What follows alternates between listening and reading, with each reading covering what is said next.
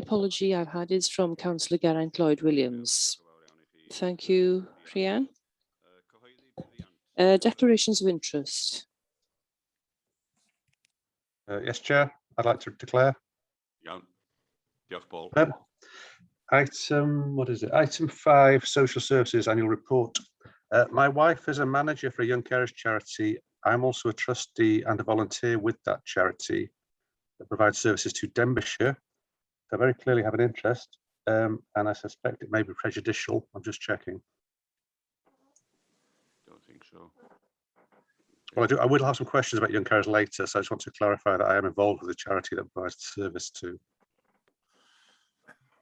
I'm also chair of the Riddle Dementia Group, but really dementia doesn't come up very often in this report, but I'm also involved with the dementia group in Riddle. Anyone else? Unrhyw un arall?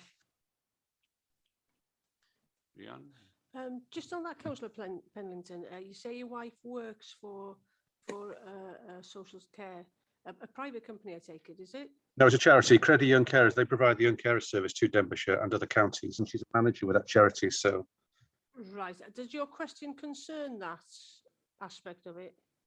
no, I'm declaring an interest, a personal interest. Clearly, I'm just wondering, would that also count as a prejudicial interest? Because discussing that in this meeting today wouldn't benefit myself or my wife in any way, I don't think. But you never know. I'm just trying to clarify. I would say you've got a prejudicial interest. So what we'll do, you've declared it, we'll note it, and then we'll send you the form to complete.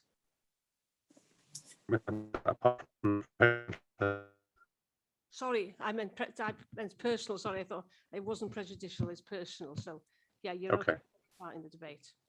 Okay, diolch yn fawr. Diolch yn fawr. Unrhyw un arall? Diolch. Nag oes, dwi'n meddwl.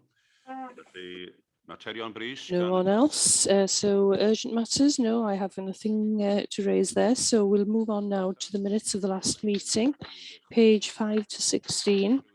Can anyone propose that they're correct to begin with, please? Yes, happy to do that. Thank you. And Ellie has seconded that. Thank you, Hugh. We'll go through them now for accuracy. Matters arising. Page 5. I don't think there's anything there. Page 6. Page 7. Page 8. Page 9. Page 10. Just to confirm the minutes that you have here, Rhian.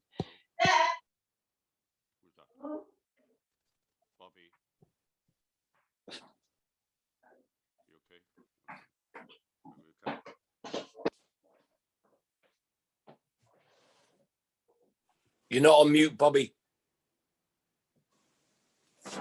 Beg your pardon.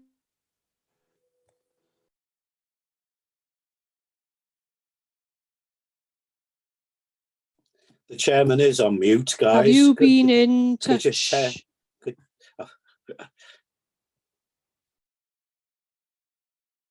you hear the translation?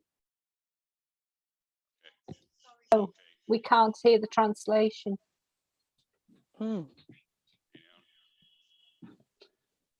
I've just heard the translator, so. And I haven't. No. But she's not translating. Not now. No, nobody's speaking at the moment. Just a minute. Oh. Yeah. If I will restart. I've actually put mine on Welsh because the English is just crackling. And right, the chair is going to repeat what he's just said now. Okay. On page 10, he is asking a question. There are fewer resources available to undertake resources under the medium of Welsh. That's a quote from the minutes.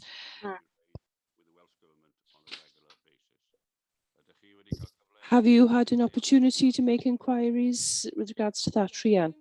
No, I haven't made any inquiries regarding that, but that was something that Geraint said that they do regularly. They raise that point regularly, so that was a statement more than an action. I can confirm. I can confirm that that is part of the West strategy that will be coming into consultation during the next few months. So that is one of the plans, something we want to do in the future. It's down on paper there too. Thank you. Moving on to page 11, page 12, page 13. You were mentioned here, Councillor Paul Penlington, where the lead member agreed to provide Councillor Paul Penlington with a detailed cost breakdown relating to highways, facilities and environmental services and education and children's services outside of the meeting. Has that happened, Paul? He's on mute. Sorry. Yeah, in a roundabout kind of way, I was given the link to a particular report that contained that information, which was quite a lengthy report, but it was there. Diolch, Paul. Thank you very much. Felly, dan ni mlaen I So we'll move on to page 14 and page 15. Very good, thank you. We'll now move on, and a special welcome to Nicola Stubbins, who has joined us this morning, and Councillor Bobby Feely, and also Councillor Hugh Hilditch Roberts, both who are on the cabinets. And it's my pleasure now to enable the members prior to them being submitted to the Care Inspector Wales. What is annoying, we got 2 years here, 2019-2020 and 2020-2021. So we've got to look at 2 years. Perhaps you'll explain, Nicola, a croeso mawr I chi. And a warm welcome to you. To look at. Arwell, Yeah. Arwell, Yeah. would you mind if I just did a little introduction for Nicola? I do apologise. And possibly Hugh might want to come in as well. But as you said, Arwell, there are 2 annual reports this year because the requirement was suspended by Welsh Government due to the COVID outbreak. So now we have 2 for the price of 1, as you might say. The last year and a half or so has been difficult, but as Statutory Director of Social Services, Nicola has not only managed to take a leading role during the pandemic in Denbighshire, but regionally and nationally as well, and also to a large extent carried on with business as usual. All this against a backdrop of financial pressures and in real terms reducing public sector funding. As you can see from these reports, a great deal has been achieved and we have improved working alongside health, particularly in our integrated community resource teams, where thanks to digital technology, we now work much more closely with the primary care sector. We focused, progressed and improved in many areas, including carers, learning disability groups, and of course homelessness, where the entire team has been restructured. Obviously, my main area of responsibility is community support services, providing care for adults. But I am aware, Rhiann, acting as head of children's services within the blended education and children's services, have achieved the same good quality services for our vulnerable children. I was particularly pleased and proud to step in for the launch of the new innovative children's centre, Bwthyn Adol, in collaboration with Conway County Borough Council, Denbighshire and BCU to give a wraparound individual care for children and families. These annual reports from our Director of Social Services reflect well on the teams working across social care in Denbighshire, and I'm sure Nicola would be the first to say her report is impressive because of the excellent and dedicated staff working tirelessly to bring the best services possible for the residents of Denbighshire. After the pandemic, life will never be quite the same. No one of us really know what the future will hold, but I am confident Denbighshire Social Services, adults and children, will continue to adapt and improve and provide the care necessary for our residents. Many thanks to the report authors led by Anne Lloyd. Okay, thank you, Mr. Chair. Diolch yn fawr, Bobby, you're doing excellent work. Diolch yn fawr iawn. Hugh Hilditch, ti eisiau deud gair? Hugh Hilditch Roberts, do you want to say a word? I think Councillor Feely has covered it superbly, well articulated as usual. So I think I'll just hand over to Nicola. Diolch. Bob luck, Nicola. I hope you enjoy it. Best of luck, Nicola. Diolch, Chair. Thank you. Okay. Can I start, please, by thanking not only the lead members, but all councillors for their support for children and adult social care. That's been an ongoing support, and obviously during the last 2 years has been even more important and enabled us to care for and support our most vulnerable in our communities. So diolch to all. Chair, we have 2 reports in for you today, and I have Anne and James who are online as well to support in any of the detailed questions that you might have. As Bobby said, we didn't have to produce a report for 1920 because of the pandemic. However, we felt it appropriate to catch up and produce that report because we're very proud of what we have achieved and what we continue to achieve during what has been the most difficult and unprecedented of times. I'm incredibly proud of our workforce, and when I say that, I include all of our informal carers, our foster carers, and those that provide services on our behalf in the independent, voluntary and teachers. This truly has been a team effort. And I think it's been absolutely remarkable and a testament to all of those who work within this field, that even in the most difficult of times, when their own individual health, their families and their friends were affected by this, that they stepped up in ways that they could to assist us. Not everybody could be redeployed onto the front line, but people took opportunities to assist in other ways. And more often than not, it was those people behind the scenes that were not necessarily seen throughout this. But I can testify not only from within our own social care services, but also across the council and across our communities, people stepped forward and into roles assisting us to deliver for our most vulnerable. So I'm really pleased to present these reports. Looking back over those last 2 years, it really is truly remarkable just how much we have achieved, and those things that possibly didn't progress at the pace we wanted, we're very aware of and we are taking forward now. What I would say is obviously we're still living with COVID. Whilst there is so much talk about recovery, we are still dealing with increased cases and transmission, both within our communities, but also within some of our care settings as well. So again, a testament to our workforce that they've continued, even though it must be acknowledged just how exhausted that they are at this moment in time. So I've probably spoken enough now. I would like to offer these 2 reports to scrutiny and would welcome a thorough scrutiny by members of this committee. As always, I'm very interested when members take an interest within our social care services. Diolch. Diolch yn fawr I chi, arbennig. Diolch yn fawr iawn. Thank you. Excellent. County councillors, agored I chi gyd. Who's going to start us off? I can't ask Mary Lloyd Davis, even though he's got his hand up, because he's not till the second time. We'll start with Councillor Paul Penlington, please. Chair, thank you, Nicola.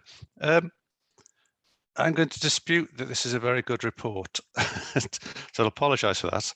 I'm not disputing the fact that the staff have done excellent work during the pandemic, and I'm very proud of the staff members who want to work, which I've asked them to do. There are 2 staff members there. Actually, there are 2 staff members photographed here who I saw at the food bank twice a week throughout the pandemic, which is not really part of the DCC role, but they were doing sterling work. The reason I'm perhaps being critical of the report, is I don't think there's enough detail for us to get our teeth into. It's sort of great headline news, but there's not much we can scrutinise, shall we say.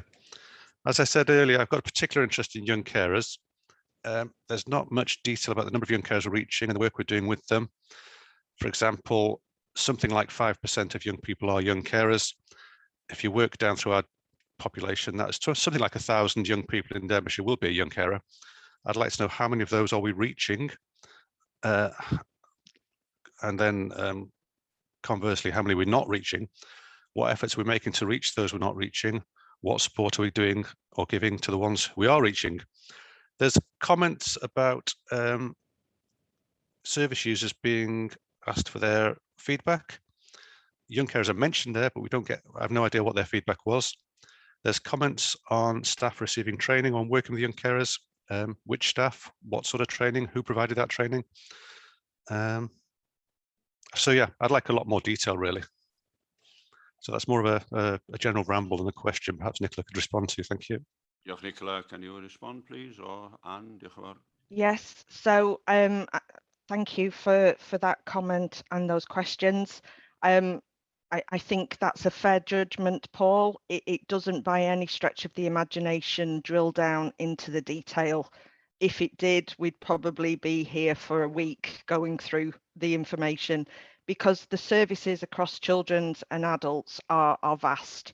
And, you know, more than happy at any time to take any of those specific issues into more detail, and happy to scrutinise those either through our corporate parenting forum or through any of the scrutiny committees. More than happy to do that.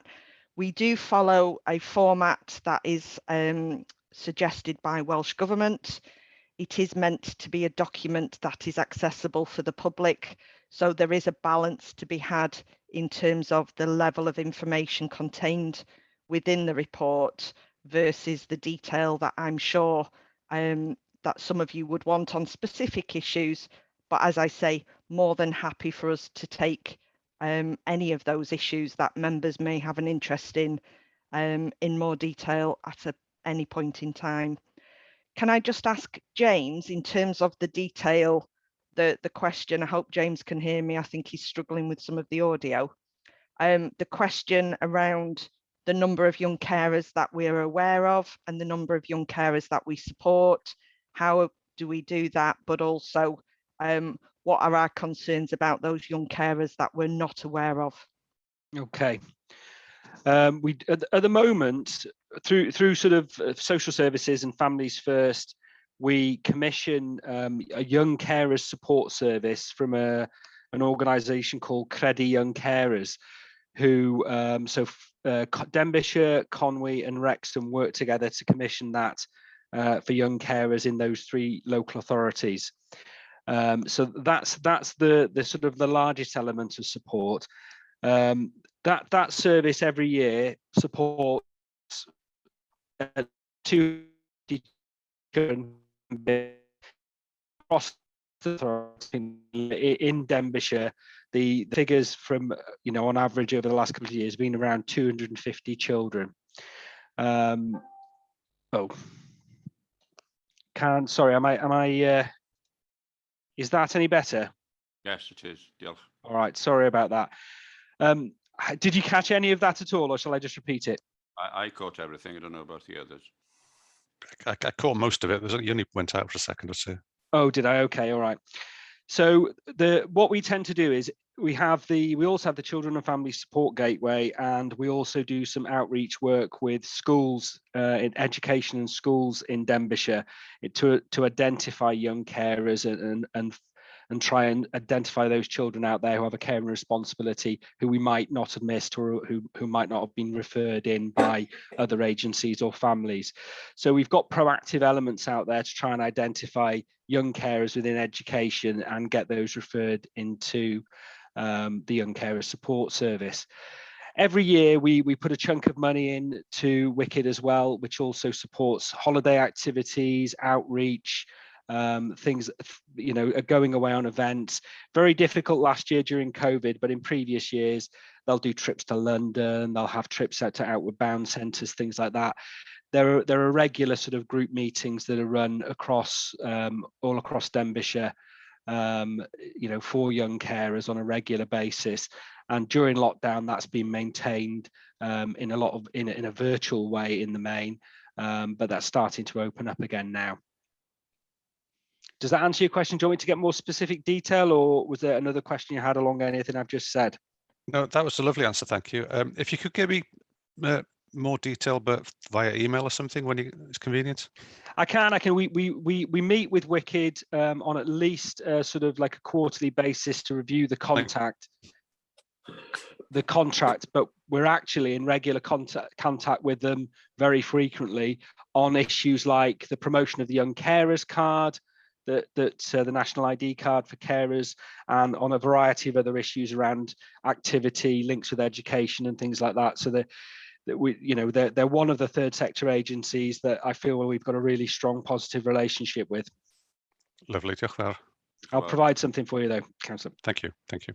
James, diolch yn fawr iawn. Nawr te, cynghorydd. Right. Councillor Ellie Chard, and then Councillor Martin Holland, and then Councillor Andrew Thomas. Who? And first of all, I'd like to say that my daughters were sort of my carers when under their age of 10.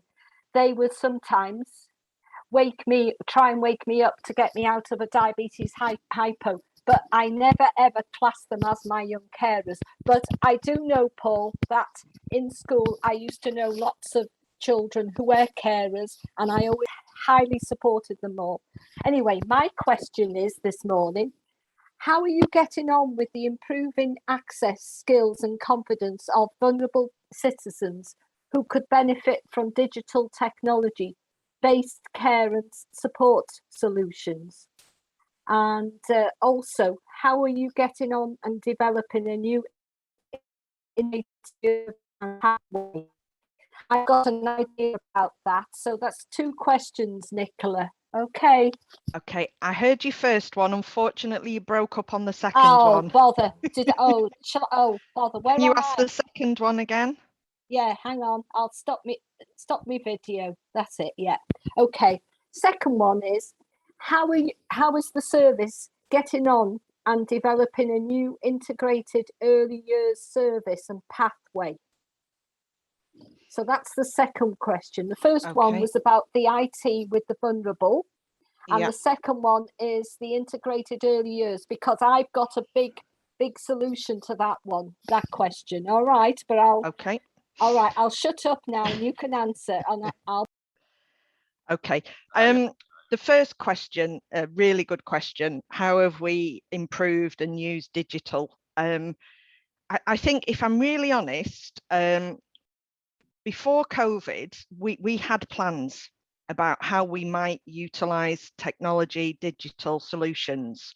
But progress was probably slower than we would have liked. And I think that as much about our concerns and apprehensions about that as it was around people that we work with and we support not being quite sure about what those technologies might mean. What COVID did was actually kind of force our hand a little bit. We had to start using those technologies to support the way that we worked with people, the way that we delivered services.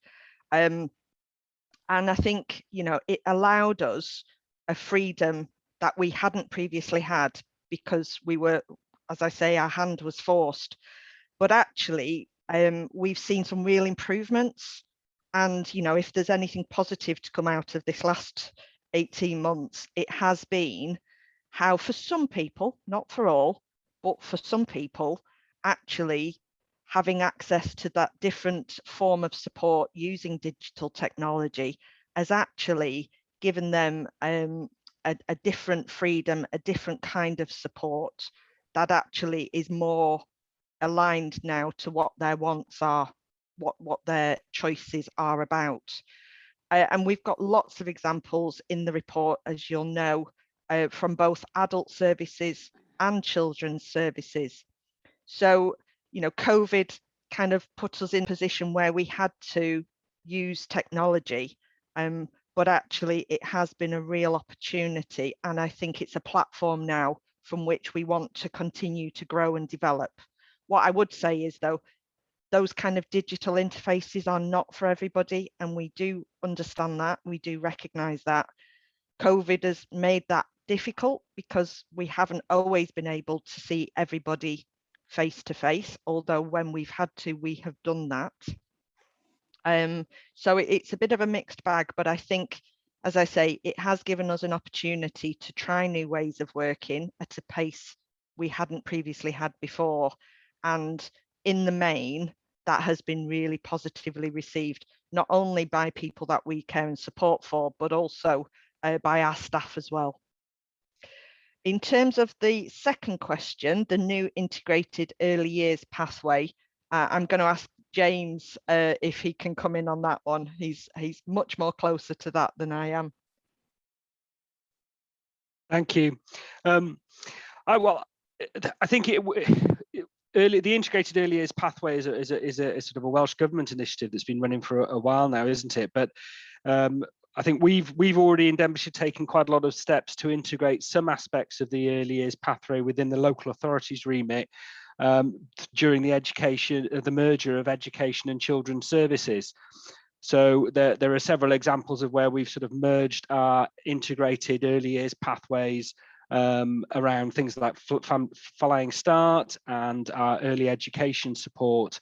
And that is already sort of what we've done in terms of internal integration on the early years pathway, just to make it a much more smoother transition for those families that are experiencing the support that's coming from that tier of things. I'm always keen to listen to more ideas about how we could integrate further. I think we're exploring at the moment with Conwy, putting in a bid to try out new ideas for how we might further integrate the early years pathway that transformationally. And I have a meeting actually later on this month with individuals who are leading on this project across North Wales. So the 6 local authorities are getting together to look at what each local authority is trying to sort of build up a bit of a plan about how we can approach taking the best learning out of the different models that people are trying to implement. We've also got the same challenge as local authorities in integrating with health on early years, which is something that all 6 authorities are very keen to do across North Wales. So that's sort of a very short update for where we are at the moment, but I'd be very interested in hearing Councillor Chard's ideas as well. But to you, Lee. Oh yes. About 2 or 3 weeks ago, I saw a girl from Christ the Word who works in early years, has been there 20 odd years. And she said, "Oh, Ellie, the Flying Start." I mean, she said she was trying to explain that the little 2 and 3 year olds are coming to school, and she reckons it would help the parents, mums and dads, to go there and sit for 2 or 3 hours with the children, playing, language skills, social skills, because this is what's needed, and especially the language. I mean, they're probably not talking to them that much at home. They're putting the box on in the corner and dim sharad, and I just feel that maybe the parents should be coming into these sessions in Flying Start. So James, where's James? Yeah, James, no picture of you, but just that's my idea, and that's come from a girl who's worked in early years for donkey's years, and I do support her because I think it needs to be done. These children are going to be struggling trying to see little words in books at age 8, and we don't want that. We want them looking at books and speaking and socializing, eating their meals with knives and forks and things, and parents showing them how to do that. Anyway, I'll shut up now, but that was my idea. Thank you. Da iawn. Dwi'n eilio bopeth. Very good. I second everything you said, Ellie. Excellent. Nice to see you back. You haven't been well. Nice to see you here. Diolch yn fawr. Sorry, Mr. Chairman, I missed that then. Were you saying? I said nice to see you here. You haven't. Oh, right, thank you. Somehow. Okay, thank you. Well, I wasn't quite sure whether you were talking to me or somebody else. Apologies. First and foremost, Mr. Chairman, just to say that can I ask Nicola to pass on her thanks to her team for what has been a very difficult 18 months and 2 years. And I know as a councillor, I think all councillors around this forum will have, I know my inbox and my telephone has been ringing constantly with people looking for help and support during these difficult times. And I appreciate that possibly one of the departments in county that's probably felt the brunt of that is social services.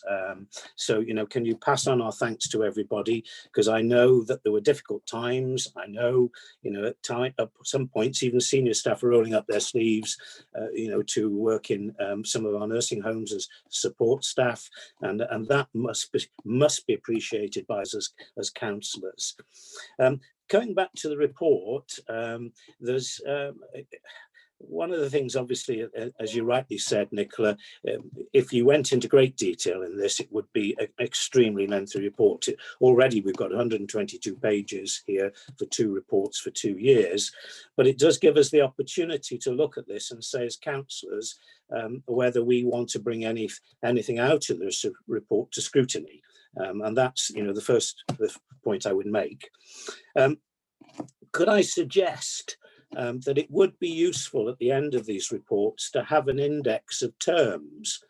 Because as I went through this report, I thought, well, what is edge of care services? What do we mean by that? There's a piece about it, but it doesn't say what we mean by edge of care services. Moving with Dignity project. It would be nice to just have a sentence to say what that is.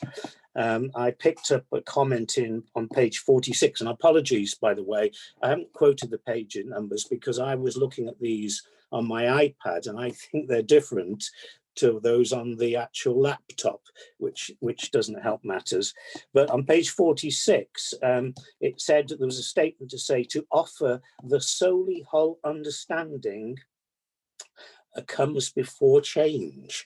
Now, as a layman, I don't know what that means. And so to scrutinise that, it would be useful at the end of the report to have just an index of what some of these things are.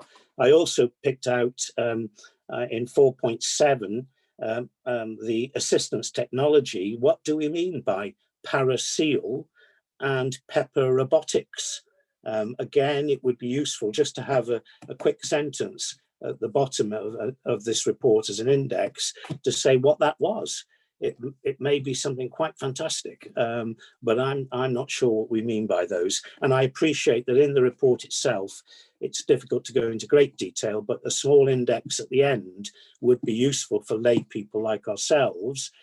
Obviously, if you work in social services, you'd know what all those things were. Going into questions, on page 39, 4.7% of children in our child protection register were re-registered this time. So that says that 4.7% of children on our register have come back to us. I just want to ask the question, it's an increase on previous years. Do we assume that this is a COVID effect again, because people are isolated and there may be, you know, possibly cases of children being abused or whatever, and how are we dealing with that? Page 41, community navigators. Could we as councillors do more to work with our community navigators? During the lockdown, I did speak to ours because we were getting a lot of feedback from people who were lonely and feeling isolated. So, you know, could we as councillors do more on that one? And then carers, page 30 of and this is the first report, I hasten to add, because some of it's duplicated in the second, that, you know, again, during COVID, it was coming to our attention that there were more carers out there. So have we been updating our register because I think there's a lot of carers who are under the radar, who are working, you know, with families, with elderly members of the family, or young people looking after their parents. Have we been updating our lists on that? And then finally, page 59, and this is another one of these terms, mind of my own app. That sounds fantastic. I presume this is an app on people's mobile phones or their tablets for young people. And obviously with young people being happy with technology, this is a great way forward. But can I just ask, the children that this are targeted at, are we sure that they've got the apps? Thank you. Martin, there's a few questions for you there, Nicola, Anne, and James. Okay. Firstly, thank you for your thanks for the team. I certainly will pass that on. And as I said at the beginning, you know, the support from all councillors during this last 18 months has been really positive. I think I take on board your comments around some of the terms that we've used within the report. We've tried not to use jargon, but what we have done is make reference to various projects names and training tool names without necessarily the explanation of what those are. So I think that's certainly something we can go back and have a look at and potentially add that glossary at the end, which would be a helpful suggestion. So in terms of some of your questions, the re-registration, I think that was a really good question. We always see a small level of re-registration, and that is because of the nature of the children that are originally on the register and the situation that those families find themselves living in. So there will always be a small element of re-registration. There was a slight increase, and was that because of COVID? Possibly. I think, you know, some of these families, their situations are incredibly complex and at times chaotic. That has no doubt for some been exacerbated by COVID. But could we be certain that it was or wasn't COVID related?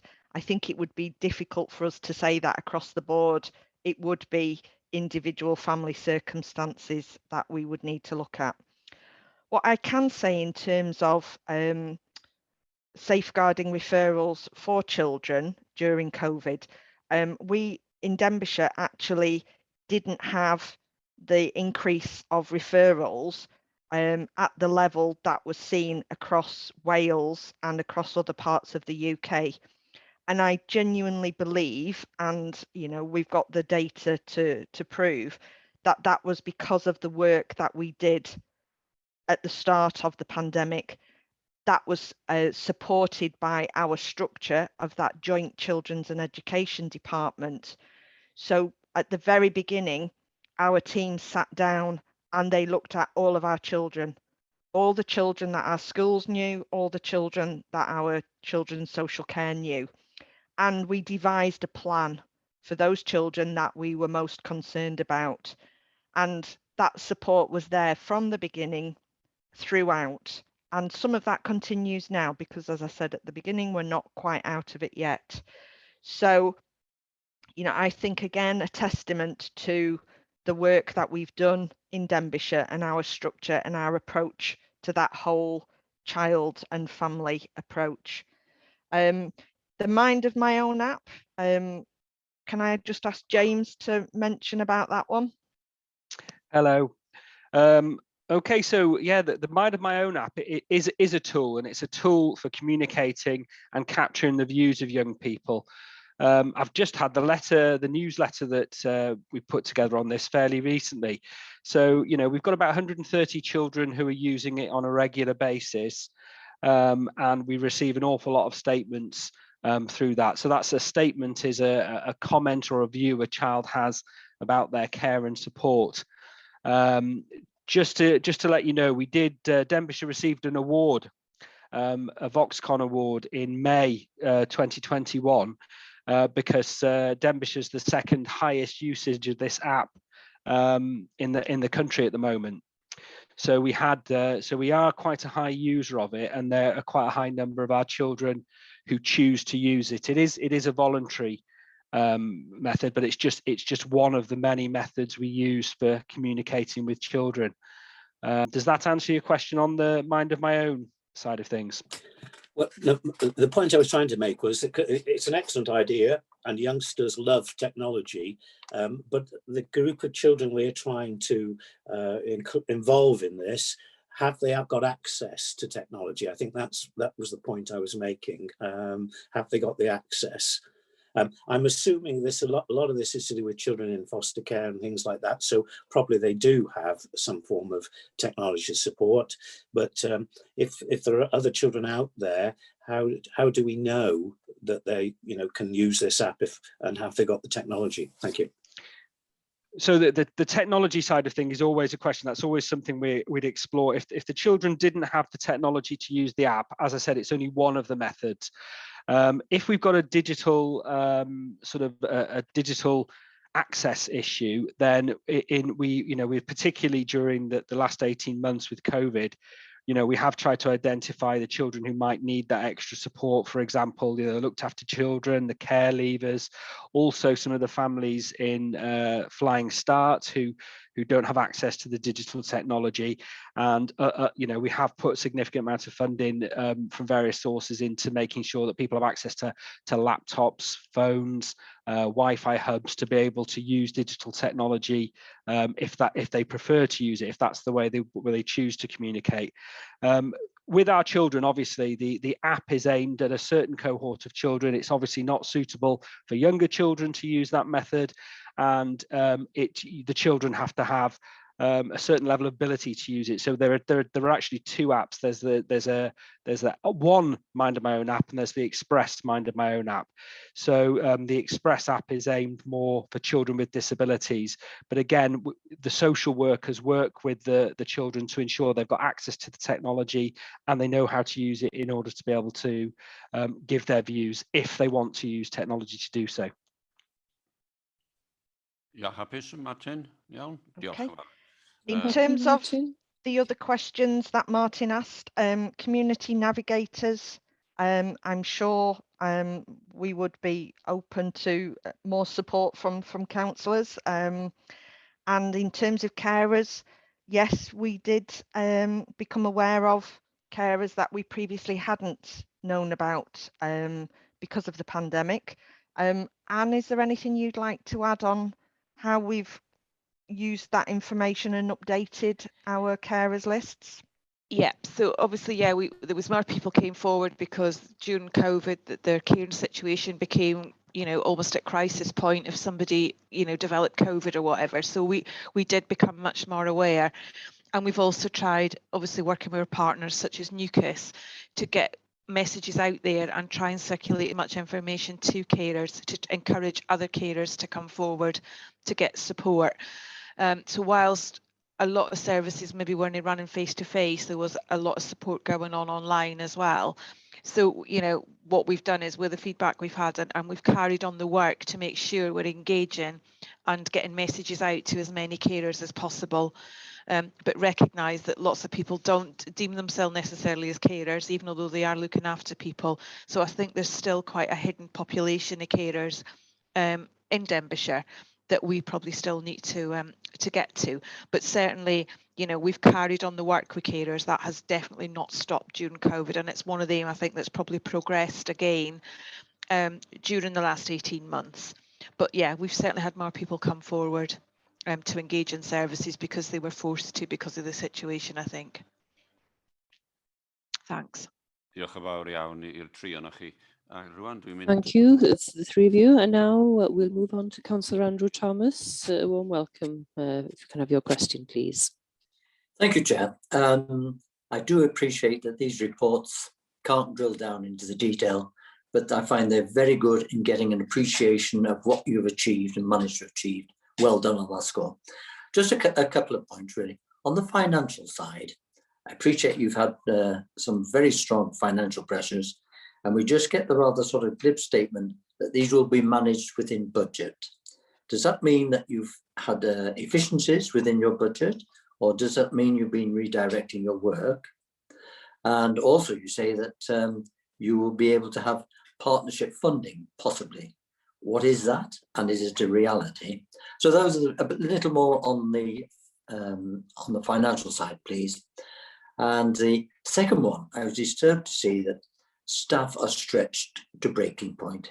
Is that really true? I mean, were staff getting sick? Were staff actually breaking down?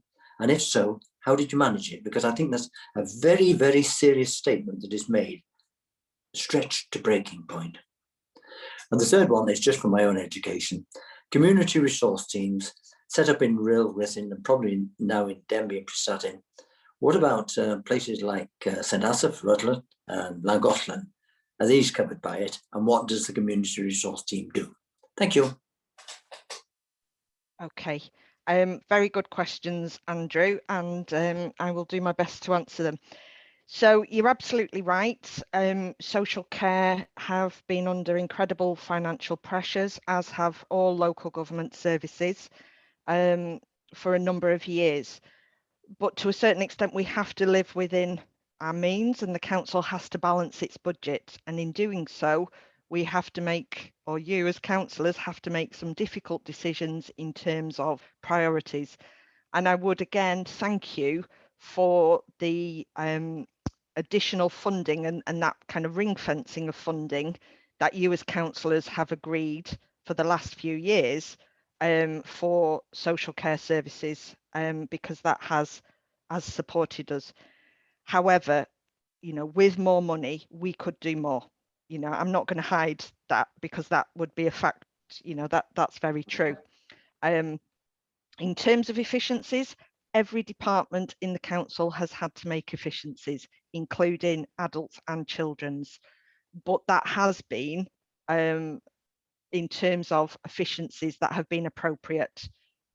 That has been offset, obviously, by that additional investment. But where we've tried to put that additional investment has been into sustainable services and new ways of working, which hopefully over time will themselves bring further efficiencies to the way we practice and support people. We do rely heavily in both children's and adult services on grant monies, and most, if not all, of those grant monies are now under the umbrella of what we call partnership funding, and not necessarily come directly to us as the local authority, but come either via the health board or through the regional partnership board, which is something that myself and Councillor Bobby Feely represent Denbighshire on. We in Denbighshire do very well from partnership monies, I have to say, and I think, you know, we've utilised those monies in very creative ways. An example is within Athol that Bobby mentioned at the beginning. That project, the build is being funded through Integrated Care Fund capital monies, which is partnership monies across local authorities and health. And the revenue for the multidisciplinary team is coming through the Healthier Wales Transformation Programme monies. So they are real funds, they are time limited. So that, you know, we are looking now at exit strategies and how we redirect core funding to support some of those initiatives moving forward. But I think, you know, myself and Rian and Phil ensure that when we're around that table negotiating Denbigshire's proportion of those monies, you know, I can quite happily tell you we do well. You know, we fight our corner, as you would expect us to for our residents. So that is something we will continue to do. But it is a challenge for us, because with those funding streams being time limited, it often means that our recruitment is time limited, and therefore that brings with itself challenges as well. Staff are stretched. Staff were getting sick. Yeah, we had levels of sickness in Denbighshire within our frontline services as a result of COVID and as a result of the pressure that COVID brought on our workforce. That's absolutely true. What did we do about that? We did absolutely everything that we could in terms of providing wraparound support for people, occupational therapy, employment assistance programs, our managers and all of us, you know, there on call, supporting our staff 24/7. And that has taken its toll. You know, I'm taking its toll on myself personally, and on Phil, Rhiann, and Anne and James who are on the call today. But it was what we had to do at the time, and it is a testament to that approach to public service, which is something that runs through the core of what we do. It is a long-term concern of mine that we will lose people. You know, we're already starting to see in other departments of the council, people making different life choices now as a result of what they've been through in the last 18 months. And that's something that we're going to have to work through and understand the implications of as well. So yes, staff were stretched. Yes, staff were at breaking point and some did break down, but we were there to catch them and we supported them getting back on their feet. And, you know, credit to everybody that worked through what has been a really difficult situation. We lost colleagues. You know, some of our colleagues died. We lost residents. You know, there were days I would quite have happily got back in bed and pulled the duvet over. But I had to get up, had to get forward, and our leadership team led throughout this. So testament to them all. Community resource teams, I'm going to pass over to Anne to answer that one. But you're right, they do cover geographical patches, not just the areas within which they're physically located. Could I just thank you for that, Nicola? Much appreciated. Thank you, Andrew. Yeah, in relation to the community resource teams, although we've got 4 community resource teams and they're based in Prestatyn, Rhyl, Denbigh and Ruthin, they do cover the whole of Denbighshire, so that the community resource team in Ruthin obviously covers the south of the county, and we have outreach in, you know, we're covering the whole area, Llangollen, Corwin, right down. The Denbigh one covers the sort of mid area. The Rhyl one goes into, you know, Rudlands. We cover the whole area from them 4 teams, and the reason they're split like that is because we're working closely with our health colleagues as well, and we try and work in line with the sort of GP clusters, the health services. So although they're based in them 4 locations, their outreach covers the whole of the county, and it's made up of our own social workers, social care practitioners, occupational therapists, community navigators, carers, workers, dementia support workers, into then health staff, district nurses, health occupational therapists, physiotherapists, health and social care workers. So everybody coming together to provide a seamless health and social care support in the community, but right across the county from them 4 bases. Does that help? Yep. Thank you. Yeah. Andrew. I did have Steve Gadd's hand. I wonder if he wants to say a word. No? Diolch, Chair. Yeah, I did put it down because I think Nicola's covered everything, but I was just going to on a technical matter of the budget, we do treat social care as, we acknowledge that it's an area where there are significant pressures, so we treat it slightly separately. We do give obviously all the inflation they require for all the normal, you know, the increase in pay, for example, and they obviously are asked for an element of efficiencies each year. But we do, the budget board considers a submission by them in the autumn, which estimates, we recognise that there is going to be an annual pressure in this area. And that's reviewed and obviously included in the budget proposals. And as Nicola indicated, last year 2.4 million extra was put into the budget for that as part of that process. The year before it was 2.6 million. And we will go through the same process again, and it really is just trying to assess the need for the current year, for the future years, so we've got the right budget for the spend. As Nicola says, I'm sure they could do a lot more if we, if we gave them more. So it is a judgment call, but there is a process in place for social care in particular. Yes, Chair, Steve is well aware that I always say to him, I could spend any money if he wants to redirect it towards social care. Surprise. I think Bobby's wanting to come in. She's put in the chat. Bobby and I are all right. Don't you worry, Nicola. Okay. Bobby, your turn now. Okay. Yeah, I just wanted to add a couple of things to what Nicola said, because I was in a meeting yesterday along with other cabinet members across Wales with the Deputy Minister Julie Morgan, and she announced another 40 million for older people with complex needs. The hardship fund has been extended till April 22. We've also had Welsh Government, if you like, funding towards carers respite, desperately needed carers respite. I know 3 million is not masses of money, but it helps a little bit. And we've also had an injection of cash for homelessness to help us with the crisis in homelessness, which has increased during the pandemic. I just was adding a few points. Excellent. Da iawn. Can I thank Nicola for her honesty when she answered Andrew's question there. Ardderchog. Diolch yn fawr iawn. Peter Pendergast, please. Thank you, Chair. I've got a couple of comments. I'll be as quick as I can, but I've got a question as well. In regard to carers, I actually personally completed the survey because unfortunately I was a carer at the time. And on page 8, one of the quotes from a carer was how they found just how little information is given to you when you become a carer, and while you're working, how there is little time to search for it.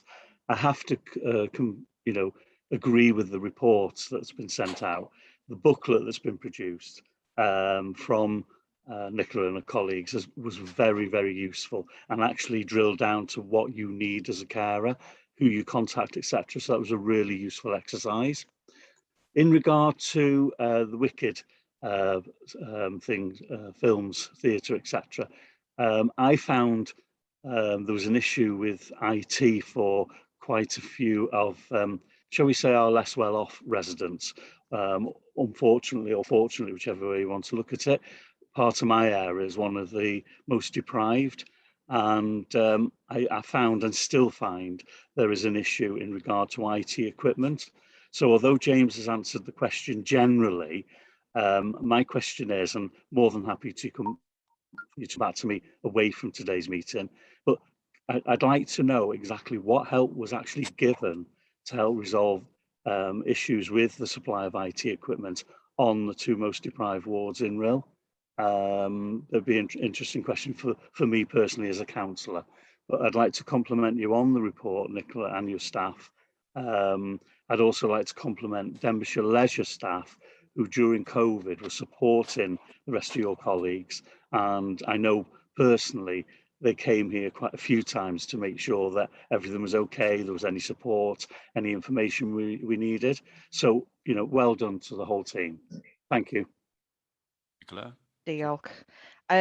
Yes, in terms of IT equipment, I know there was some detailed discussion with Geraint at Scrutiny, where he talked in much more detail about how schools had also worked in terms of ensuring that access to IT equipment. So obviously working together, education and social care, we were very conscious of ensuring that the most vulnerable and those that potentially didn't have access to it either got it through school or through social care. That being said, there was a delay in the supply of IT equipment because the whole of the country was after the same resources. So there was a wait for some of that equipment, and we're still even now some of the orders that have gone through have not yet been fully received. And we also know that some of the equipment that we handed out, we will not get back. You know, that's the reality again of some of the families that we work with and some of the families that we support. And, you know, there were some difficult decisions to make for some of those families. You know, potentially a piece of equipment that has a street value for some other street substance. And therefore, was the child actually going to benefit from that, or were there other ways of supporting that child and having access to people and others that they needed to? And in a very small minority of cases, we actually chose purposefully not to provide IT because of issues such as county lines and grooming, which we know can happen online. And we know which of our children are most vulnerable to that as well.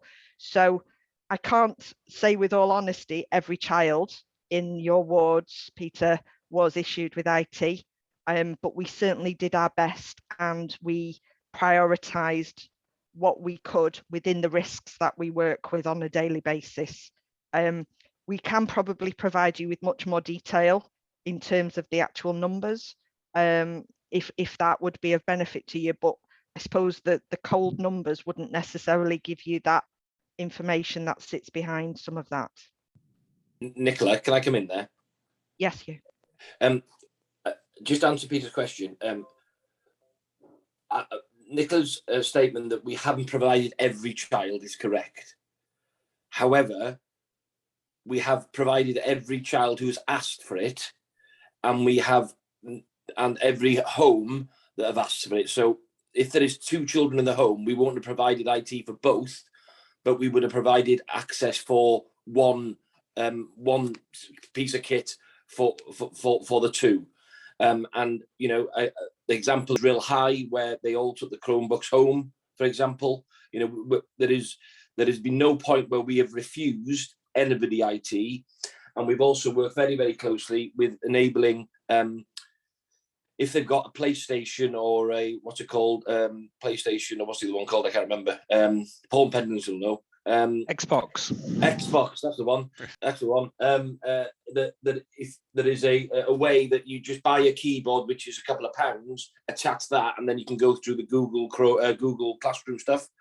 So the statement is that we haven't provided everyone is correct, but we haven't let anybody go without either. So I think it's really important, because that is something that we're really proud of in Denbighshire, that you know, we have been in touch with these children on a regular basis, and as Nicola alluded to earlier, that's why our referral trend during COVID bucked the national trend, because everybody else was going sky high, and the contact that our staff, teachers, social services had with our children made the difference.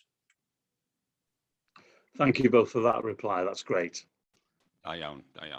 Drosodd ata chi rwan, Cynghorydd Paul Pendleton. Very good. Over to you now, Councillor Paul Pendleton, and I'll be asking a few questions as well, and then Councillor Mary Lloyd Davis can come in. He's been waiting patiently for a long time. A couple of comments. I would agree that Denbighshire staff have been remarkable during the pandemic. Certainly in the early point, in the first few weeks when everything's a bit chaotic, the single point of access was an excellent resource, and it worked wonderfully. I had residents panicking all over the place about all sorts of things. Single point of access resolved my questions, all the residents' questions, very quickly. The 2 staff members I mentioned in the report are actually, where have they gone? Single point of access coordinator and community navigator. Those 2 people were absolutely sterling in Prestatyn. I think they should be praised beyond belief, along with all the DCC staff.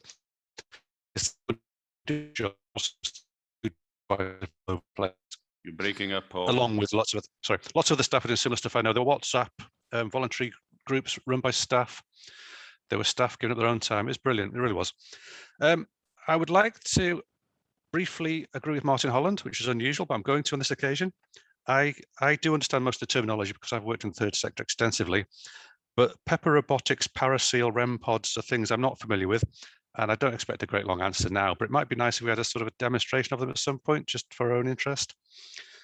The question I'm boiling down to eventually is, staff recruitment. I'm a little concerned about frontline staff. I know there's been a lot of what you call it, like recruitment drives to try and get frontline staff. But from what I can make out, that's not resulted in the actual recruitment of many staff.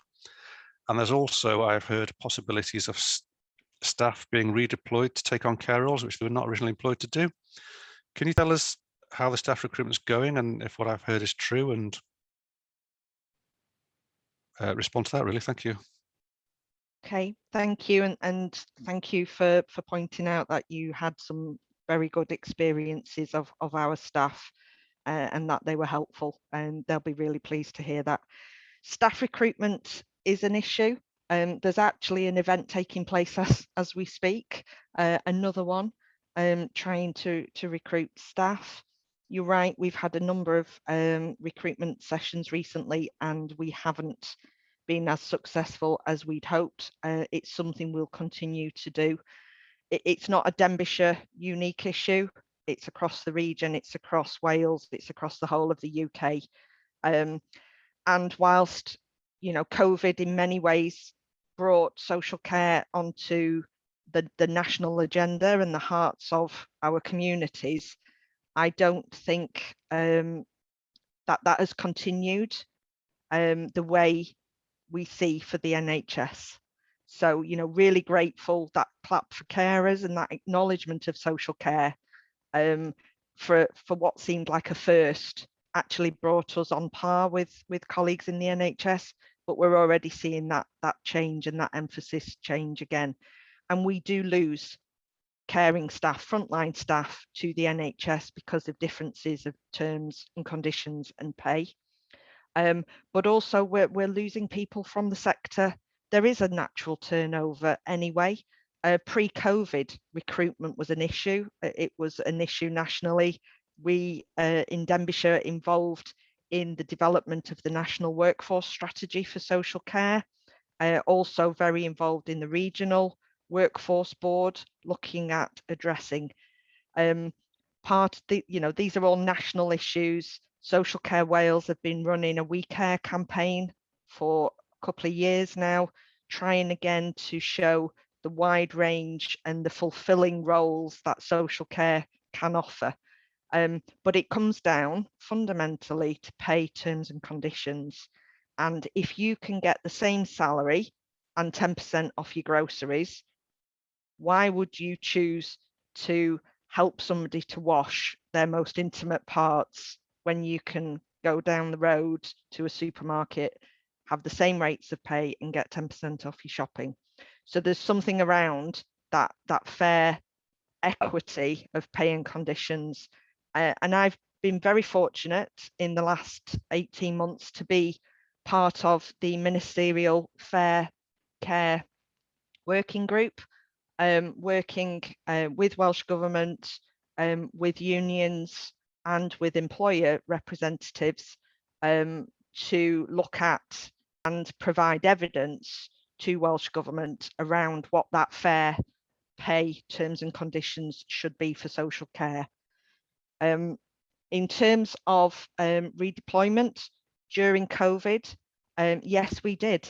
We looked through all of our workforce in the council and looked at if people had experience around providing frontline care, and those that did stepped in and supported us. That also people stepped in and redeployed into roles that then freed up people in other roles in social care to then move on to the front line as well. So it was a variety of tasks. And as somebody mentioned earlier, myself, Phil, Anne, and other managers also at times went out and into care homes. You know, we've very fortunate to have been able to have had the experience in our past careers to have done that frontline work. And when there was a shortage and there was a need to, we stepped in and filled that breach. Nobody had to do that. That was goodwill. And I think, you know, as we've already said, thank you so many times to them, but the ability of our staff to recognise and step in to support the most vulnerable when needed has been absolutely tremendous. I think I've answered your questions, Paul. Is there anything I missed? Sorry. No, that's perfect. Thank you. Deal. Nicola. Excellent, Nicola, and thank you, Paul, too, for the question. I've got a question now. Could we have more information about Bwthyn Addol, please? It looks a very interesting project. Could I also ask about the situation with regards to people who live with a disability, especially adults? Some of them, of course, have had to stay at home because of this virus, and I am concerned about them, obviously. Where are they going to get more information from you about their situation? Could I put this idea to you? What is happening with Mayfod? They are very concerned, especially the parents of these people who attend Mayfod Wood. What is the situation there? And you say here in English, everyone is supported to live in homes that meet their needs. Do people who have disabilities live in homes that are suitable for them, that have been purpose-built for them? And also, what about payments to people who live with disabilities?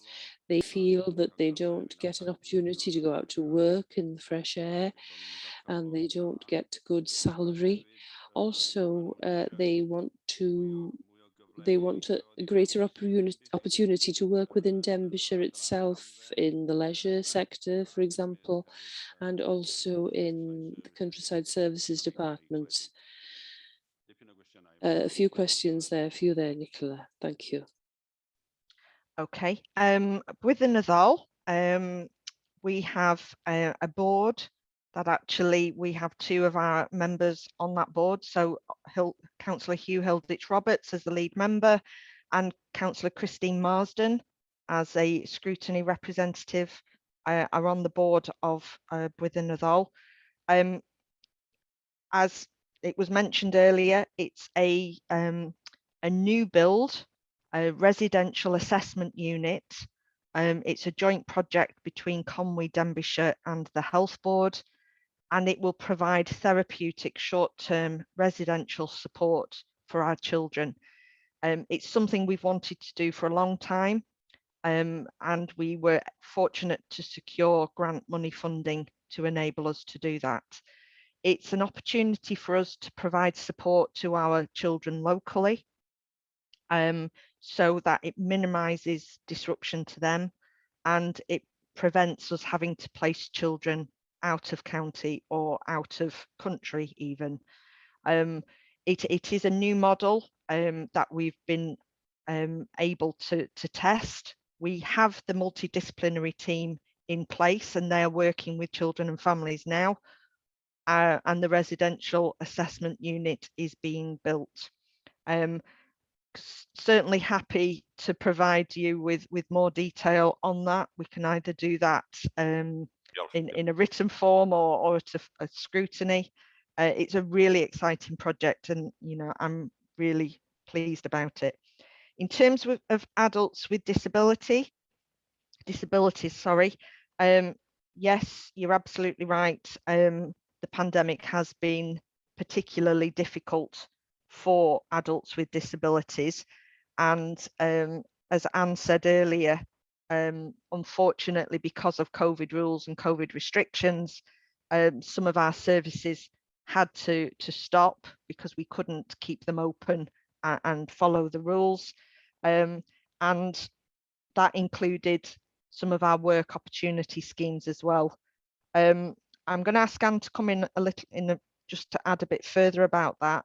In terms of accommodation, some of our accommodation for adults with disabilities is purpose-built. Some of it is about adapting properties that individuals reside in. They may not want to choose to move to a new build. So sometimes we do work and look to see what adaptations we can make. And can I bring you in on the specific issues around Mayfod and also people's salaries for work?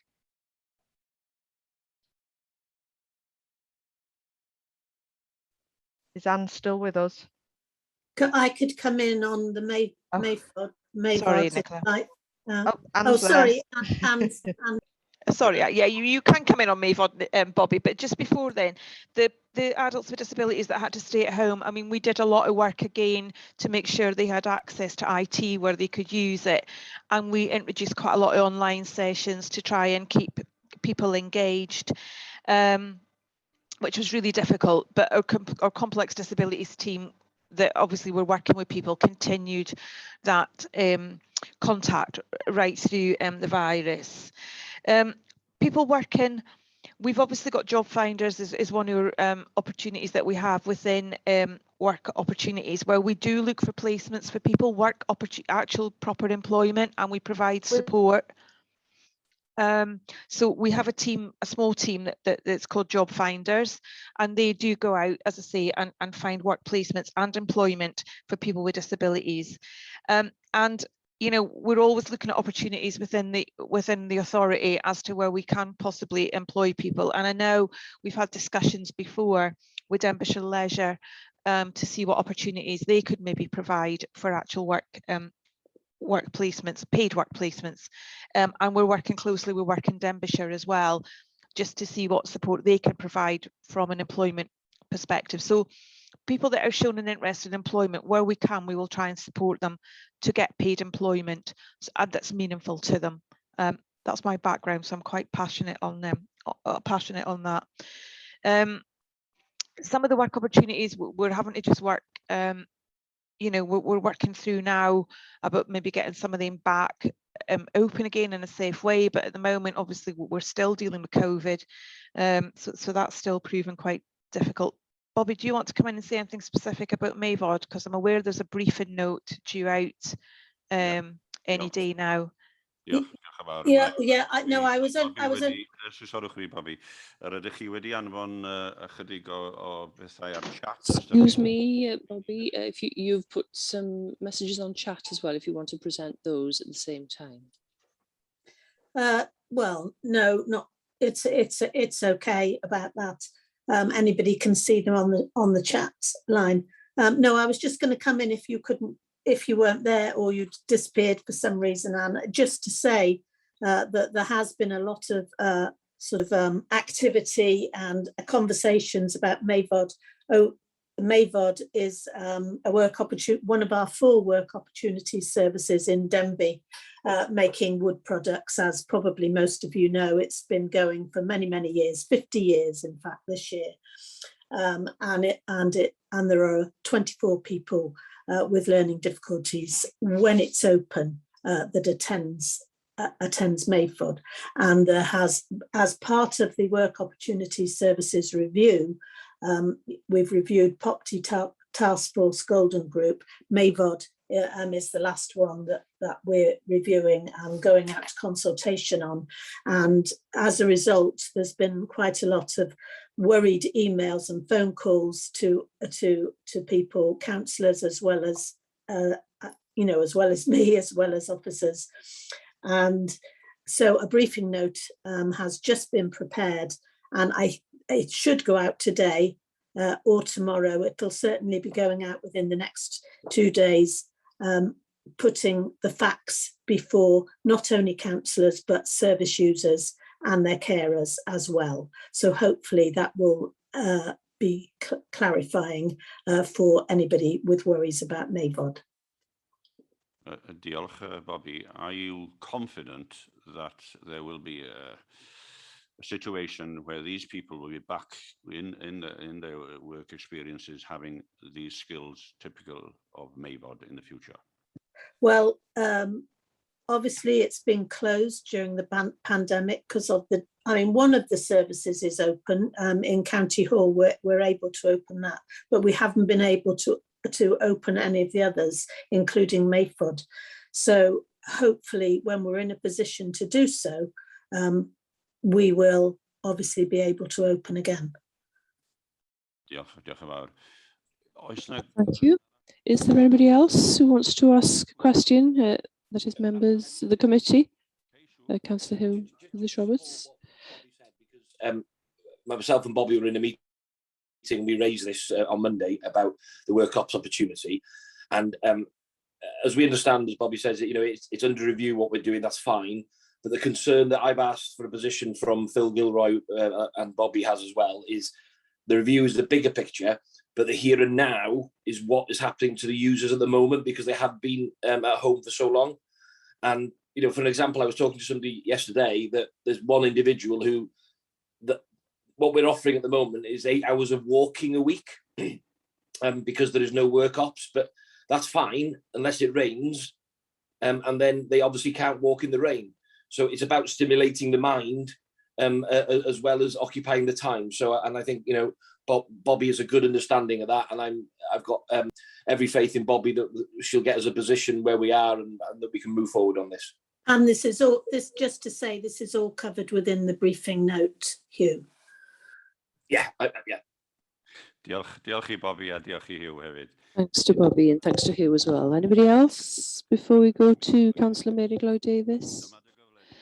This is your opportunity, Mary. You've waited very patiently.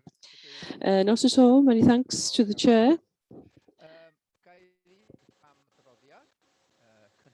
Thank you for the comprehensive reports and the good work that's done by everybody in the departments. And could I also thank the councillors for your scrutiny and good questioning this morning with very constructive replies and very honest answers. I've got a few questions, if I may, Chair. The first one, I want to draw attention to page 13 in the report, but page 35 in the full report. You mention the mental health service. I was going to ask, I wonder what the situation is. Farmers are in the news at the moment in terms of mental health because they're lone workers.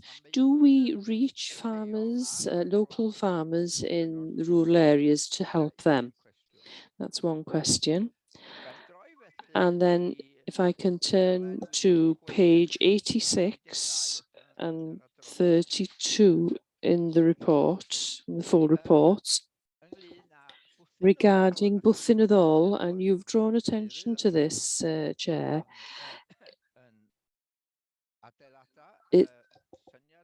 It's an excellent idea, and I'm sure we're looking forward to see it being completed. And thanks also and congratulations for the cooperation between County Borough Council and the Health Board. But nobody has happened to mention, and I don't know whether you want to put this in the report or not, that yesterday in the Daily Post, Firm Buildings Kids Centre to go into administration. That's what appeared in the Daily Post. Something has happened to this company from South Wales, WRW Construction. And I wonder whether we will be looking at this in detail, because maybe the work will not be going ahead if the report is correct, obviously, but I'm sure you're looking into that issue. Could you put a word in the reports regarding that problem that has just arisen? And finally, I thank the councillor who's mentioned the wording on page 95 or 41 in the report, tidal training to deliver psychological first aid. I don't know whether this is something to do with Welsh beaches or not, but if we could have an explanation of that, please. Thank you, Chair. Questions for you, Nicola. Thank you. Okay, diolch, Meirig. In terms of mental health services, yes, we are very aware of there being an increased prevalence of mental health issues, particularly within rural communities and also within the farming community. And unfortunately, we have seen increased incidents of suicide within those communities as well. and that's not unique to Denbighshire, that's in other rural communities across Wales. So that is something that we are cited on, and there has been various projects and work that's been done through the region, through the Together for Mental Health board, in partnership with not only local authorities and the health board, but also with third sector and other organisations that work within mental health services. There is an excellent Welsh and English booklet specifically produced for people working in the farming community and living in rural areas around mental health support, advice and signposting. And that was initially created by Conwy, but has been adapted and I think is looking to be rolled out across all of Wales. And we've certainly used that for our community as well. You're absolutely right, Mayrick. Unfortunately, the building company that had been appointed to build Within a Ddol has gone into administration, or is about to go into administration. We became aware of that late last week. We've been working obviously with legal advice and procurement advice on exactly what that means in terms of taking the project forward and how best to do that. That firm did win the tender, but obviously that tender process, there were other firms that bid for that work as well. So we will be meeting in the next day or two to look at the legal advice and procurement advice in terms of how we move that forward. What I can say is, fortunately, no money was actually handed over to that company, so we don't have to try and pull anything back. But it is a concern and it is a potential to delay to the build. That being said, as I said before, the multidisciplinary team is in place and are working with families now. We have been exploring alternative temporary venues because even prior to this building going into financial difficulties, we knew there would be time before it was actually built and operational, and therefore we have been exploring other opportunities for building-based support.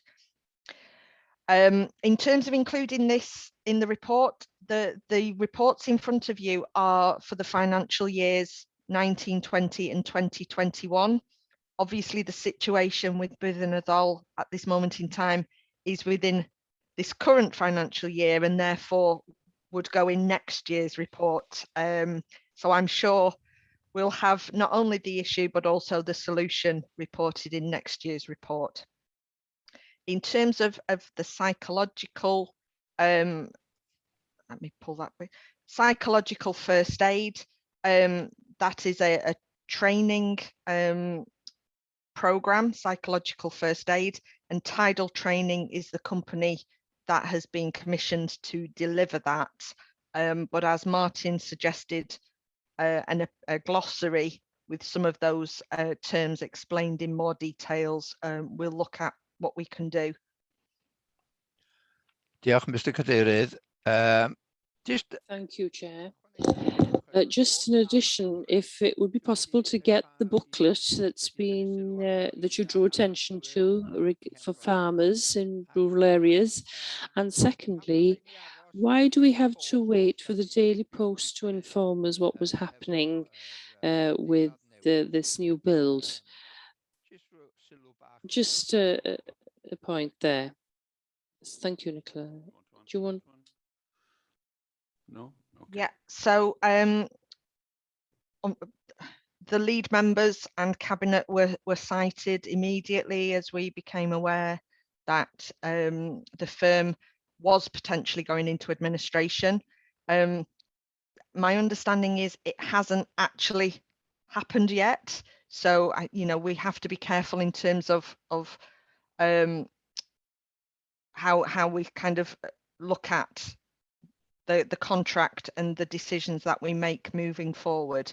As I say, we're taking legal advice at the moment, and as soon as we have information around what our options are and what decisions are being made, then we'll inform all members.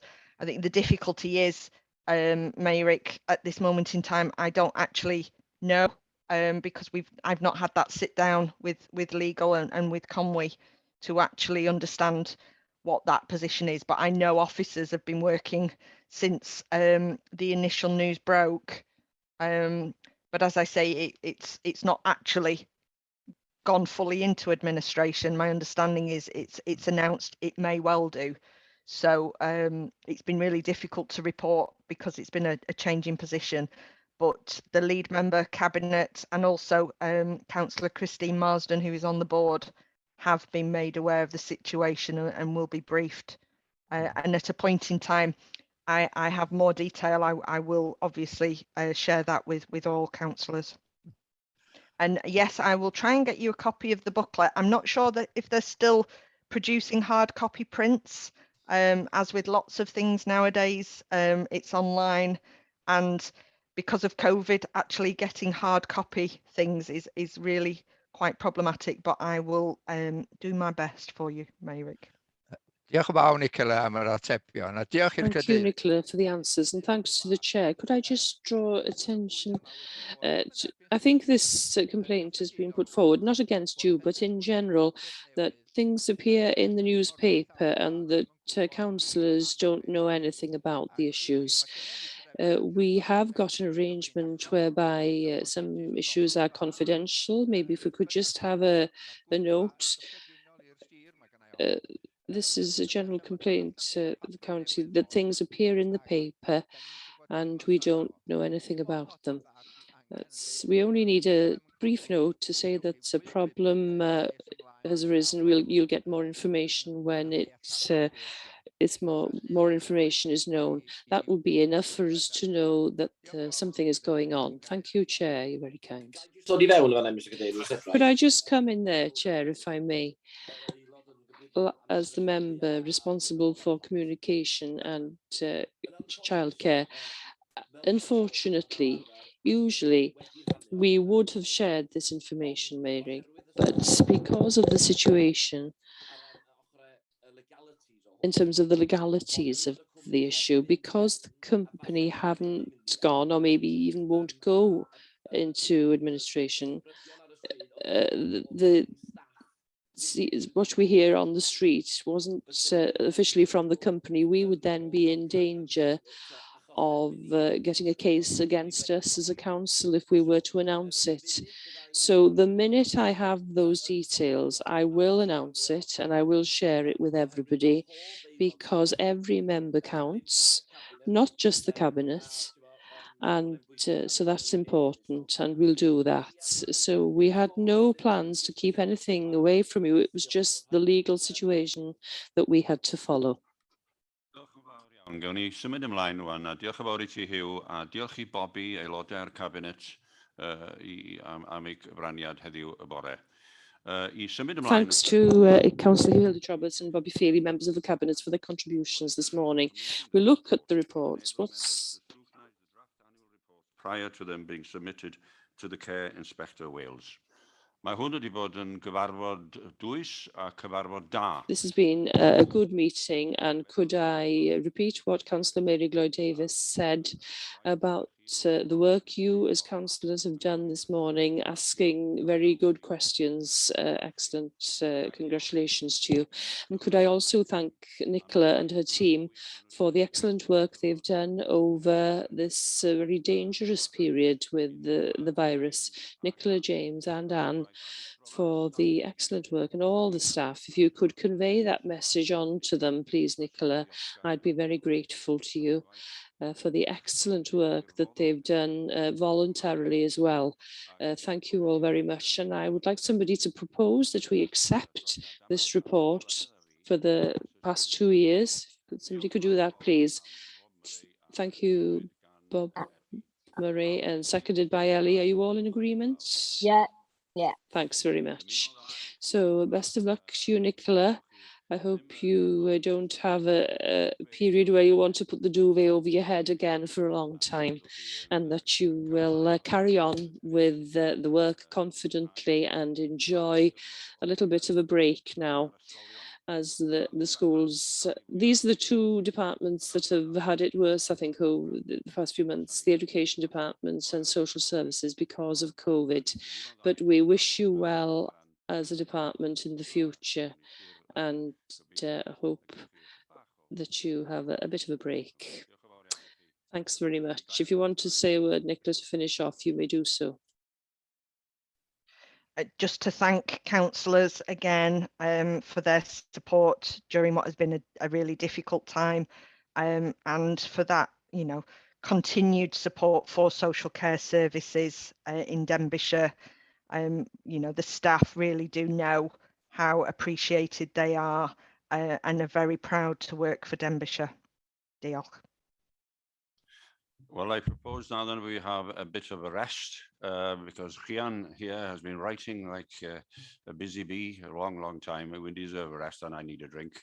So if we come back in about 10 to 12, we won't be far from finishing. Diolch yn fawr iawn. 10 to 12. Work programme as it stands at the moment is on page 107 of your pack, and your next meeting is on the 30th of September. You'll see there that there are 2 items down.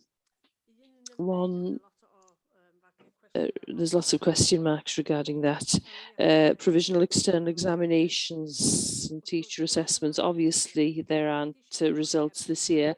I have spoken to Geraint in education, and he said that unfortunately they'll have nothing to report. There are no comparisons or benchmarks or anything. So unfortunately, they've got nothing they can bring to you on that. And it's the same nationally, unfortunately. So I know the item is down for is down there for September and January next year, where the verified external examinations is down. It won't be possible to hold either of those two. The next item you have for September is the Cefndy Healthcare Annual Report. Now, this is a 2-yearly report, similar to what you've had this morning.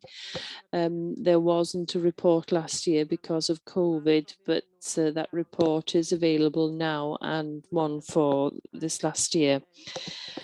And also what they are planning to do during the current year.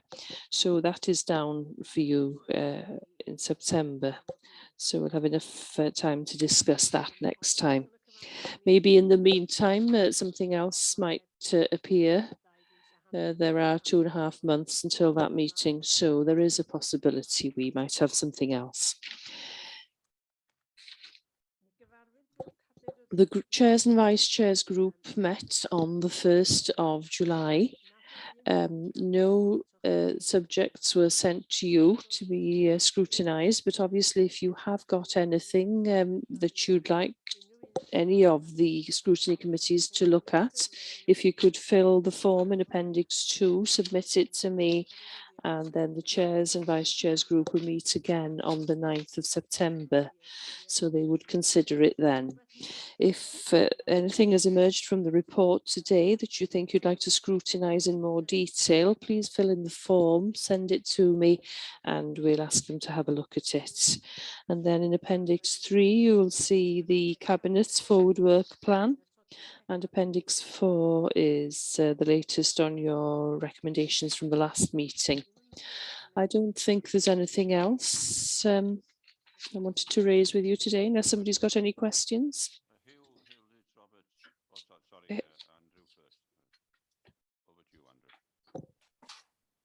Chair.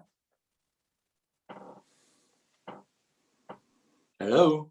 Hello, carry on, Andrew. Yeah, fine. Oh, just a quick question. Since we have some space in the next meeting, I'm particularly keen on the customer response reporting and things like that. I find it very difficult at the moment to handle with that, and I'd love that to be brought forward. Is it possible to bring that item, the CR 360, onto the next meeting? Yeah, it's currently scheduled for the 5th of November. Yeah. I can definitely ask the service if they're in a position to bring it forward. That wouldn't. If other people agree. As lead member, can I come in there, Andrew? Yeah, Hugh, please. Yeah. I totally agree with you, Andrew. I think we could, if we ask the service, we can bring it forward. But I would also like, if you, as a committee, that you ask that as part of the paper, that you ask for each service's way of working with the 360, because I think that is fundamental.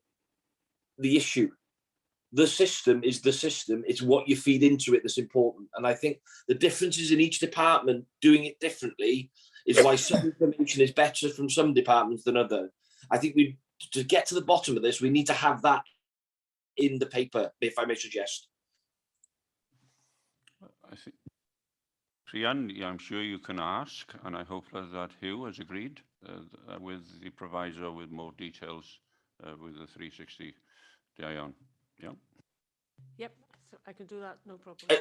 And this is why I'm saying it, is I know that one department now has actually created a position for somebody just to handle the 360s that are coming in on a daily basis, so that they're managing it rather than going to officers individually who may be on holiday for 2 weeks and then they can't reply. Okay. Hugh, have you got anything else within education that you'd like us to look at? You know, you're in a situation, you know what's happening within education, because we can't look at the exam results. Is there anything within your responsibility that you'd like us to look at? Yeah, I think you've had enough of me this last year, Adwell. I think things may come out over the summer when we have. I mean, obviously, there's just been an announcement about the curriculum, the new curriculum, which will be compulsory for primary schools, but not compulsory until a couple of years for secondary schools. So I think possibly there will be some stuff sort of November time, once we've had further guidelines from the Welsh Government. And obviously, because it's a new minister and a complete new bunch of staff as well, because there's been some retirements within the department as well. So I imagine sort of September time, if I sit down with Geraint, there'll probably be stuff that we can put on the work programme later on in the year, I think. Yeah, I can just vouch for that, because Geraint has told me he has got a number of items he'd like to bring, but he's not at the stage yet to know exactly when he'll be able. Once he's comfortable with it. Martin wants to come in. Diolch, Martin. Mr. Chairman, obviously we're not going to have any, tables in relation to exam results, but it will be interesting to have a look at how the results, these assessments, come out across Wales, because obviously there may be discrepancies in the way that they're being dealt with. So that will be interesting to see. Chair, can I come in there? Yes. Sorry to be so rude. I am a teacher. I deliver exams. I can tell exactly what my results are right now. So I would imagine that we will have some results we could look at. Whether there are national comparators or not is another thing, but we should have results from the county. Yeah, Paul, we will have results, but we'll have nothing to compare them against, because Welsh Government have said that they're not going to issue them, and they've asked local authorities not to issue them. So yeah, that's what you said, but as Martin said, and I've just said, it'd be nice to know how our pupils got on themselves, really. Yeah, well, we'll share that with you anyway, the matter of course. Okay, what I'm saying is that the normal thing, we scrutinise, what we compare to Welsh Government, the national standard, blah, blah, blah. We can't do that, but we'll obviously share. It's ridiculous. I mean, because everyone has results the same. If in your school or my school, they have B's and A's, I don't know why we don't share them, but it's an edict from Welsh Government, I'm afraid. Yeah, it'd be nice to know that. I mean, if they got 50% A's to C's in Real High School and 20% in Denby, that would be a comparison we could do ourselves, isn't it? Yeah, of course we can. Yeah, that's no problem. So we can't do anything apart from Kevendie in September unless something else comes up. I'll ask about the CRM. Thank you, Andrew, for that suggestion. I'll also ask for the information about results, but it'll probably just be for information Thank you, Hugh, and thank you all. We've almost finished. Has anybody represented us on external committees?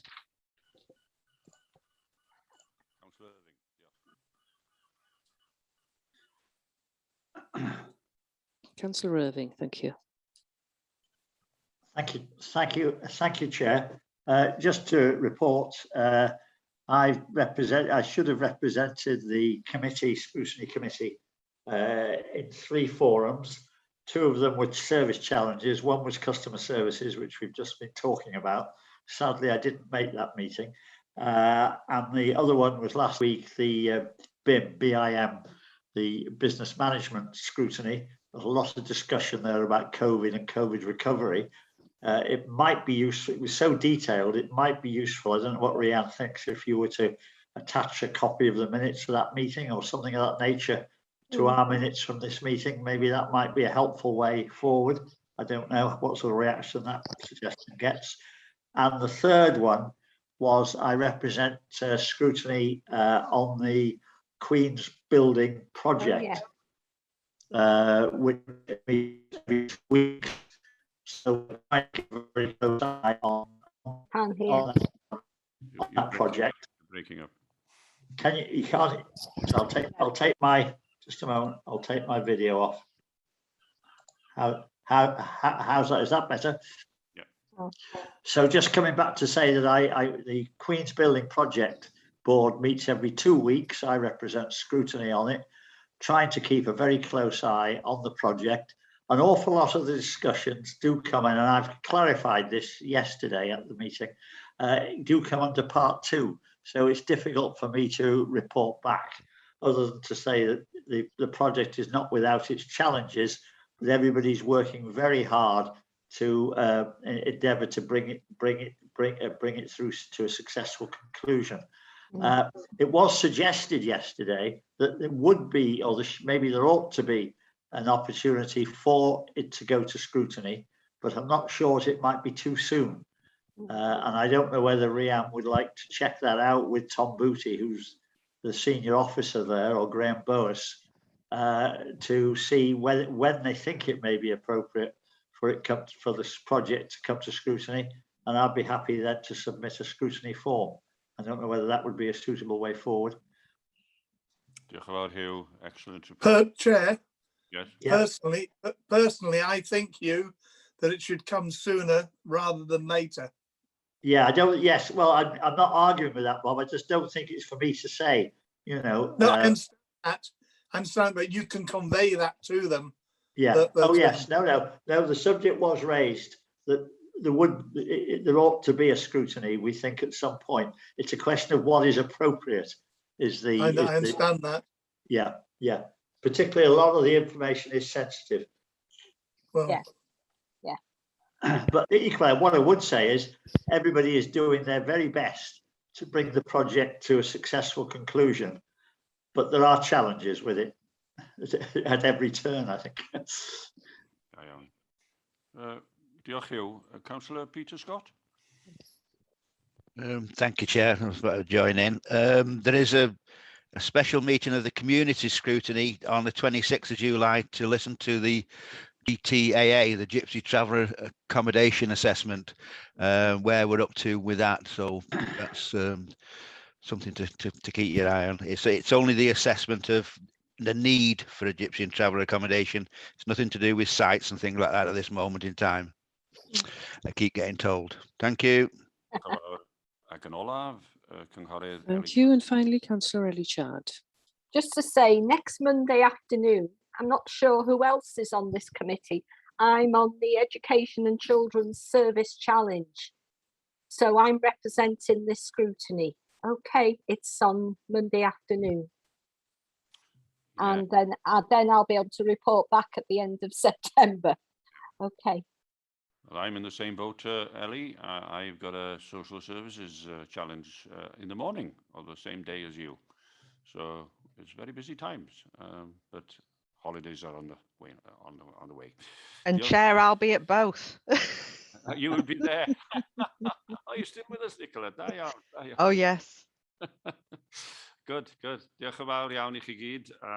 Thank you all very much. The meeting has come to an end. It's been a very good meeting, and I'd like to thank all the officials again, Sharon, Steve, Rhian, and the translator, thank you, and I wish you all very well. Bye-bye.